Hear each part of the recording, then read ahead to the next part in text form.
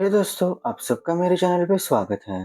तो आज मैं आपको एक्सप्लेन करने वाला हूँ 2025 में रिलीज हुई एक रोमांटिक कॉमेडी मूवी जिसका नाम है कदलिका नीरा मिल्लाई। तो चलिए विदाउट वेस्टिंग टाइम इस तमिल मूवी का एक्सप्लेनेशन स्टार्ट करते हैं। मूवी स्टार्ट होती है चेन्नई में रहने वाले आर्किटेक्ट श्रेया से, जिसकी शादी उसके लवर करण से हो रही थी। लेकिन शादी से पहले उनका मिलना जुलना श्रेया के माँ को पसंद नहीं आ रहा था। तब श्रेया कहती है, तुम्हें क्या लगता है मैं अब तक वर्जिन हूँ? ये सुन के श्रेया की माँ उसे जोरदार चाटा मारती है। तो यहाँ पे हमें पता चलता है कि श्रेया के माँ बाप बहुत ही कंजर्वेटिव थिंकिंग वाले हैं। एक दिन श्रेया और करण साड़ी परचेस करने के लिए एक शॉप में आए थे। तो यहाँ पे करण कह रहा था कि हम लोग कोर्ट मैरिज करेंगे, क्योंकि उसकी जॉब यूएस में थी और अभी तक शादी के लिए 2 महीने थे। तो 2 महीनों में श्रेया को भी वीजा मिल जाएगा। तो शादी के बाद करण और श्रेया दोनों साथ ही यूएस शिफ्ट होने वाले थे। ये आइडिया श्रेया को भी पसंद आ जाता है, जिसके लिए वो हाँ कर देती है। फिर दूसरी तरफ हम देखते हैं बेंगलोर में रहने वाले एक स्ट्रक्चरल इंजीनियर सिद्धार्थ को, जहाँ पे वो अपने क्लाइंट्स और बॉस के साथ मीटिंग में एक प्रेजेंटेशन दे रहा था। लेकिन ये प्रेजेंटेशन उन क्लाइंट्स को पसंद नहीं आता और बॉस का भी कहना था कि कुछ ऐसे आइडिया पे काम करो जो क्लाइंट्स को पसंद है। ये बात सुन के सिद्धार्थ को बहुत गुस्सा आता है, क्योंकि ये उसका ड्रीम प्रोजेक्ट था। कई सालों से वो इस प्रोजेक्ट पे काम भी कर रहा था, लेकिन बॉस और ऑफिस कल्चर की वजह से वो अपने जॉब पर नाखुश था। फिर अगले दिन हम देखते हैं कि उसके 2 दोस्त उसे मिलने आए थे, जिनका नाम था गोदा और सेतु। अब इन 2 दोस्तों की बात करें तो सेतु एक गे है और इनकी उम्र भी अब 30+ हो चुकी है। इसीलिए सेतु का कहना था कि वो स्पर्म प्रिजर्व करके रखेगा, ताकि फ्यूचर में वो सरोगेसी से बच्चा पैदा कर सके, जिसके लिए वो गोदा और सिद्धार्थ को भी साथ ले जाना चाहता था। तो वो दोनों भी मान जाते हैं। और यहाँ पे हम देखते हैं कि सिद्धार्थ के पापा भी बहुत कूल थे। फिर तीनों मिलकर हॉस्पिटल जाकर स्पर्म देकर आते हैं। लेकिन यहाँ पे सिद्धार्थ अपना नाम पी जेम्स करके लिखता है और एड्रेस में उनका फेवरेट बार था, जहाँ पे वो हमेशा विजिट करते थे। लेकिन वहाँ की नर्स उनका नाम गलती से स्पर्म डोनर की लिस्ट में डाल देती है। यहाँ से सिद्धार्थ अपनी गर्लफ्रेंड नीरू से मिलने जाता है, जो कि एक मॉडल थी। वो दोनों भी एक दूसरे से बहुत प्यार करते थे। नीरू सिद्धार्थ से शादी करके बच्चे एक्सपेक्ट कर रही थी, लेकिन सिद्धार्थ को बच्चे नहीं चाहिए थे। उसका कहना था कि बच्चे बहुत ही इरिटेटिंग होते हैं और पहले ही दुनिया में इतनी पॉपुलेशन है, तो और पॉपुलेशन क्यों बढ़ाना। फिर जब सिद्धार्थ बताता है कि वो अपने दोस्तों के साथ जाकर अपना स्पर्म प्रिजर्व करके आया है, ये बात सुन के नीरू को बहुत गुस्सा आता है, क्योंकि पहले तो वो बच्चा नहीं चाहता था। स्पर्म प्रिजर्व करने का क्या मतलब होता है? इस बात को लेकर उन दोनों में बहुत बहस होती है। वहीं दूसरी तरफ हम श्रेया को देखते हैं, जिसकी करण के साथ कोर्ट मैरिज हो जाती है। अगले दिन श्रेया जब ऑफिस में काम कर रही थी, तब करण उसे कॉल करके डिनर के लिए पूछ रहा था। लेकिन श्रेया को ऑफिस में आज बहुत सारा काम था, इसीलिए वो आने से मना कर देती है। तभी श्रेया का बॉस उसके काम से खुश था, इसीलिए वो उसे कहता है तुम्हें थोड़ी सी रेस्ट ले लेनी चाहिए।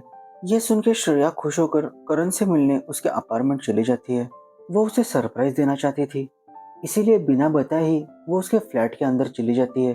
और जैसे ही वो बेडरूम में जाती है, तो वो देखती है कि करण किसी और लड़की के साथ इंटीमेट हो रहा था। ये देख के श्रेया को यकीन ही नहीं होता कि वो करण है। इसीलिए वो डोर ओपन करके फिर से अंदर जाती है, जहाँ पे करण उठ के उसके पीछे आ रहा था। अब श्रेया को यकीन हो जाता है कि वो करण ही है जो उसे चीट कर रहा है। वो भागते हुए श्रेया के पीछे आता है और उसे एक्सप्लेन कर रहा था कि ये गलती से हो गया है। लेकिन श्रेया उस पर इतना गुस्सा थी कि बिना बात किए ही वो वहां से घर चली आती है। इधर बेंगलोर में सिद्धार्थ की एंगेजमेंट थी, लेकिन वहां पे नीरू आती ही नहीं। सब गेस्ट उसका इंतजार करके वापस चले जाते हैं। तभी लास्ट में एक गेस्ट आकर सिद्धार्थ को एक लेटर देते हैं, जिसमें नीरू ने लिखा था वो ये एंगेजमेंट नहीं करना चाहती, क्योंकि सिद्धार्थ के साथ शादी करके वो एक न्यू फैमिली स्टार्ट करना चाहती थी। लेकिन सिद्धार्थ को तो बच्चे ही नहीं चाहिए थे। इस रीजन से नीरू ये एंगेजमेंट तोड़ देती है। इस बात से सिद्धार्थ बहुत हर्ट होता है, जिसके बाद वो अपना फुल फोकस वर्क पे देता है और नीरू को भुलाने के लिए बहुत सी लड़कियों के साथ वो अफेयर करता है। पब में जो कोई भी लड़की उसे अच्छी लगे, उसके साथ बात करके उसे अपने फ्लैट पर ले जाना, वन नाइट स्टैंड करना। इस तरह से कई लड़कियों के साथ अफेयर करने के बाद भी सिद्धार्थ नीरू को नहीं भूल पा रहा था, जिसकी वजह से वो अपने काम पर भी फ्रस्ट्रेटेड रहता। वही दूसरी तरफ श्रेया की भी उम्र बढ़ रही थी। उसकी माँ को उसकी शादी और बच्चे का काफी टेंशन था। तभी एक दिन श्रेया एक प्रोग्राम में गई थी, जहाँ पे उसकी फ्रेंड उसके हाथ में उसका बच्चा थमाती है तो बच्चे को देख के श्रेया को बहुत ही अच्छा लगता है। जिसके बाद उसे आइडिया आता है कि माँ को शादी करके फाइनली बच्चा ही तो चाहिए, तो क्यों ना सीधा मैं डायरेक्ट बच्चा ही प्लान कर लूँ। जहाँ पे वो अपने फ्रेंड से भी कंसल्ट करती है और फाइनली डिसाइड करके वो करण से जाके मिलती है। उसे कहती है कि तुम्हें एक फेवर करना होगा। जहाँ पे वो दोनों गायना के पास आते हैं, वहाँ पे श्रेया डॉक्टर को बताती है कि करण के स्पर्म काउंट बहुत ही कम है और श्रेया की फ्रेंड इसी हॉस्पिटल में नर्स का काम करती थी, तो सब कुछ उन्होंने मैनेज कर लिया था। तो स्पर्म काउंट कम होने के कारण श्रेया टेस्ट ट्यूब बेबी करवाती है, जिसके बाद 1 महीने में उसे पता चलता है कि वो प्रेग्नेंट है और वो सिद्धार्थ के स्पर्म से प्रेग्नेंट हुई थी। लेकिन श्रेया के घर वालों को लग रहा था कि ये बच्चा करण का ही होगा, क्योंकि उन्होंने अपने डिवोर्स की बात घर वालों को अभी तक नहीं बताई थी। फिर फाइनली श्रेया अपने मम्मी पापा को सामने बिठाकर जो कुछ भी सच्चाई है वो बताती है। तो टेस्ट ट्यूब बेबी का नाम सुनते ही श्रेया की माँ श्रेया को एक जोरदार चाटा मारती है और श्रेया के पापा से कहती है कि इस घर में या तो वो रहेगी या फिर मैं। तो ये सुनने के बाद श्रेया अपना सारा सामान पैक करके दूसरे फ्लैट में शिफ्ट होती है, जहाँ पे उसकी मदद करने के लिए उसकी मासी भी आती है। अब ऐसे ही कुछ दिन बीत जाते हैं। तभी एक दिन श्रेया टीवी पर न्यूज़ देख रही थी, जहाँ पे एक सीरियल किलर ने बहुत से लोगों को मारा है और वही सीरियल किलर ने अपना स्पर्म भी डोनेट किया था। ये बात सुन के श्रेया डर जाती है, कहीं उसके बच्चे का बाप कोई सीरियल किलर ना हो। इसीलिए वो अपने फ्रेंड से उस डोनर यानी कि सिद्धार्थ का नाम और एड्रेस निकलवाती है, जो कि फेक था। लेकिन श्रेया का एक एग्जीबिशन बेंगलोर में ही था, तो एग्जीबिशन के बहाने वो पी जेम से भी मिल लेगी, इस इरादे से वो बेंगलोर चली आती है। इस एग्जीबिशन में सिद्धार्थ की कंपनी ने भी प्रेजेंट किया था, लेकिन यहाँ पे सिद्धार्थ का अपने कलीग के साथ थोड़ा सा झगड़ा होता है, इसीलिए वो वहां से निकलकर आगे आता है, जहाँ पे श्रेया अपना प्रेजेंटेशन दे रही थी। तो श्रेया का प्रेजेंटेशन देखकर सिद्धार्थ को वो बहुत ही अच्छी लगने लगती है। फिर रात में जब श्रेया पी जेम्स को ढूंढते हुए उस एड्रेस पर आती है, लेकिन वो तो बाहर था, पर सिद्धार्थ और उसके 2 दोस्त भी वहीं पे मौजूद थे। श्रेया को भी भूख लगी थी, इसीलिए वो बार के अंदर चली आती है। तो उसे अंदर आता हुआ देख सिद्धार्थ देख लेता है, इसीलिए वो उसे बात करने चला जाता है, जहाँ पे सिद्धार्थ श्रेया के प्रेजेंटेशन की बहुत तारीफ करता है। श्रेया को अपने दोस्तों से भी इंट्रोड्यूस करवाता है। तो यहाँ पे इन चारों की काफी अच्छी दोस्ती हो जाती है। ड्रिंक करने के बाद फिर जब खाना खाने की बारी आती है, तो श्रेया सिद्धार्थ से पूछती है कि यहाँ की सबसे फेवरेट डिश तुम्हारी क्या है। तब सिद्धार्थ कहता है कि मेरे पापा के हाथ की बनी हुई फिश। तो सिद्धार्थ इन तीनों को लेकर अपने घर आता है, जहाँ पे सिद्धार्थ श्रेया को अपने पापा से मिलवाता है और उनके हाथ की बनाई हुई फिश खाकर श्रेया बहुत खुश होती है। उसने आज तक ऐसी फिश अपनी जिंदगी में कभी भी नहीं खाई थी। इसके बाद श्रेया और सिद्धार्थ खूब बातें करते हैं। उन दोनों का प्रोफेशन एक ही था, जिसकी वजह से उन दोनों में काफी अच्छा बॉन्ड हो जाता है। तो यहाँ पे सिद्धार्थ श्रेया को किस करने की कोशिश करता है, लेकिन श्रेया उसे रोक देती है और कहती है कि अब मुझे घर जाना होगा। तो सिद्धार्थ खुद उसे एयरपोर्ट तक ड्रॉप करता है। सिद्धार्थ जब भी श्रेया के पास आता, उसके पेट में हलचल होती। शायद बच्चे ने भी पापा को पहचान लिया था। श्रेया वहां से चेन्नई चली आती है। कुछ ही महीनों में श्रेया को एक लड़का होता है, जिसके बाद कहानी 8 साल आगे बढ़ जाती है, जहाँ पे श्रेया अपनी कंपनी में बहुत ही आगे बढ़ चुकी थी और अपनी लाइफ से खुश थी। लेकिन वही दूसरी तरफ पार्थिव अपनी लाइफ में थोड़ा सा नाखुश था, क्योंकि उसके स्कूल में सारे बच्चे उसे चिढ़ाते थे कि तुम्हारे पापा का नाम क्या है, वो क्या करते थे। पार्थिव झूठ मूठ का कह देता कि वो मिलिट्री में थे, लेकिन उसके भी सारे जवाब उसे नहीं आते थे। इस बात को लेकर भी पार्थिव और उसके दोस्तों में काफी लड़ाई झगड़ा और हाथापाई भी होती थी। पार्थिव भी हमेशा श्रेया से पूछता कि मेरे पापा का नाम क्या है, वो कहाँ पे रहते हैं, हमारे साथ क्यों नहीं रहते। तब श्रेया उसे बताती है कि तुम टेस्ट ट्यूब से आए हो, तुम बहुत ही स्पेशल हो, ये तुम्हारे सारे सुपर हीरोज भी वहीं से आए हैं। ये जवाब सुन के पार्थिव बहुत ही खुश होता है। तभी एक दिन हम देखते हैं कि सिद्धार्थ भी चेन्नई आया है और वो श्रेया के सोसाइटी में ही आया था, और आते साथ ही उसका पार्थिव के साथ फुटबॉल को लेकर झगड़ा हो जाता है।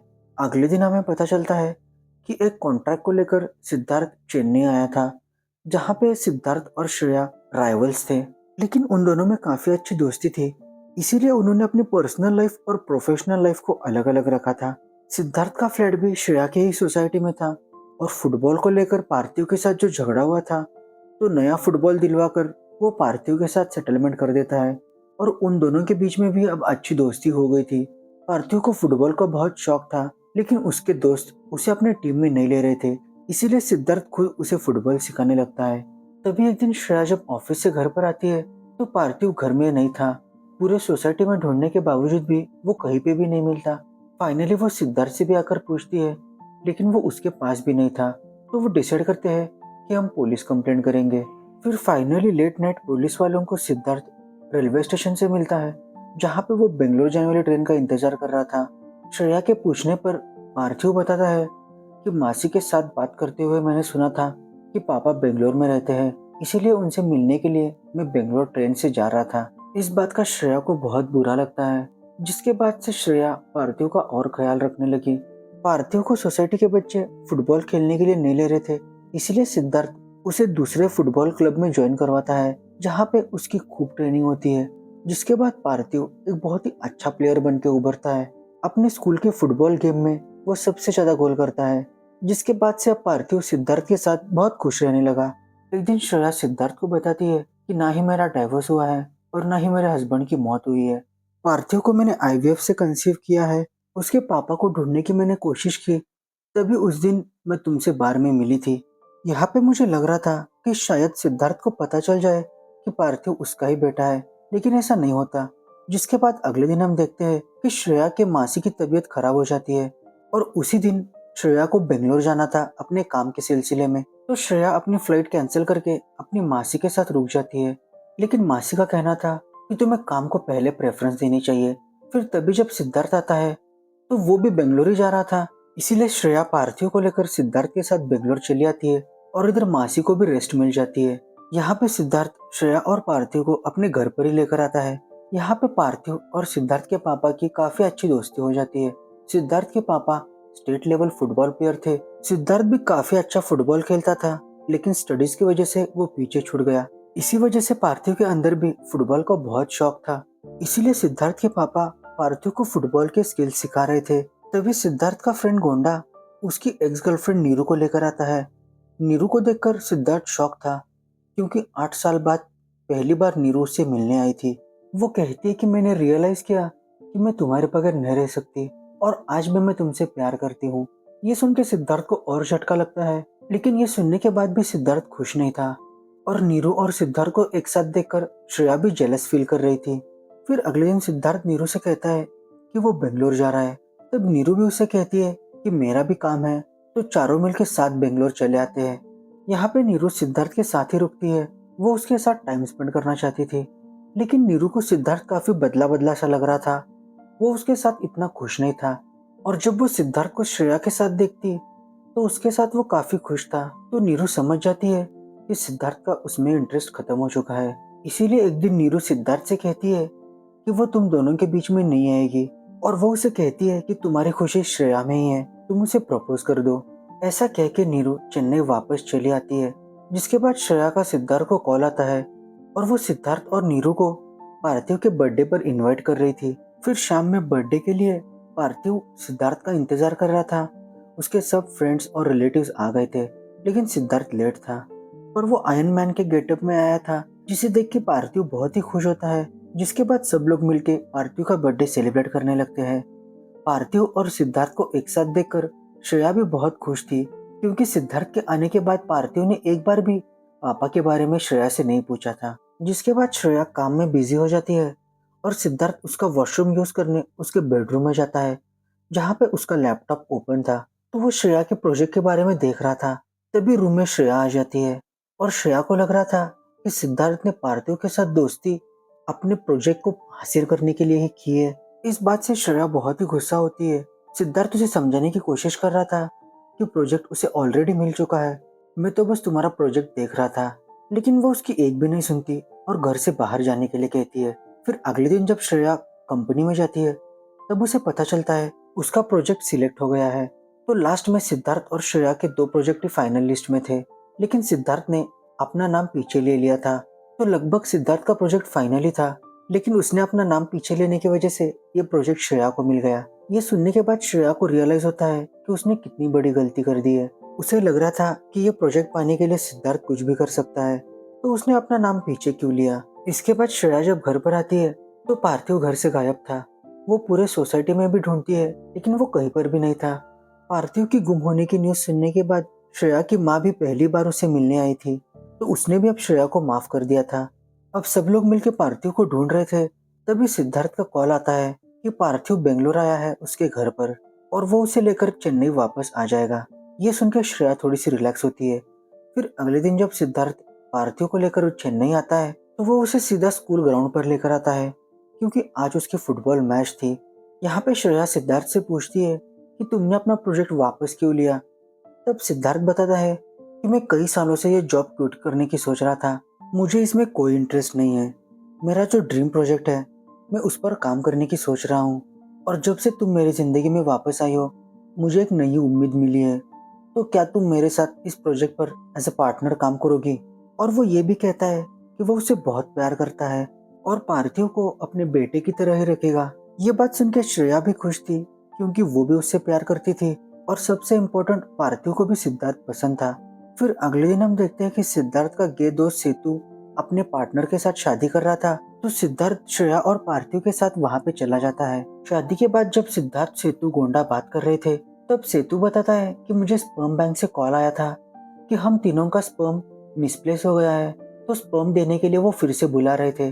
तभी वहां पे श्रेया आ जाती है, तो सिद्धार्थ टॉपिक चेंज कर देता है। लास्ट तक उन दोनों को पता ही नहीं चलता कि वो दोनों पार्थिव के मम्मी पापा है। फिर लास्ट में हम देखते हैं कि सिद्धार्थ अपना ड्रीम प्रोजेक्ट बनाने के लिए एक प्लॉट खरीदने गया था, जहाँ पे श्रेया उसकी एज ए बिजनेस पार्टनर थी। और इसी हैप्पी एंडिंग के साथ ये मूवी एंड हो जाती है। तो आपको ये मूवी कैसी लगी जरूर मुझे कमेंट सेक्शन में बताना, और अच्छी लगी होगी तो मेरे चैनल को जरूर सब्सक्राइब करना। Thanks for watching the video.